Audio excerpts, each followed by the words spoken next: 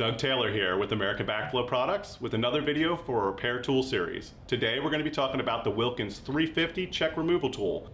This tool comes in a 1-inch and a 3/4 inch size and helps you remove the check valve from the vessel of the 350. So let's take a look at how this tool works. To use this tool, you're going to take the vessel and insert it onto the 4-post, making sure that your inlet check valve is facing the knob. This tool works by turning the knob clockwise, and it will push the check valves out the outlet side of the vessel, applying even pressure so you don't damage the check assemblies.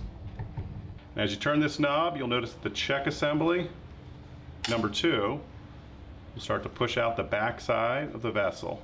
Now you can use this tool to push the check valves completely out, the number 2 check, or once the check valve number 2 has been pushed out a bit, you can use your fingers or a screwdriver to push the check valve out because you've broken the seal at that point. And that's it. Thank you for watching. We'd love to hear your feedback in the comment section below. For more videos and repair resources, check out backflowparts.com. To hear about our upcoming videos or any other updates, subscribe to our channel and follow us on social media.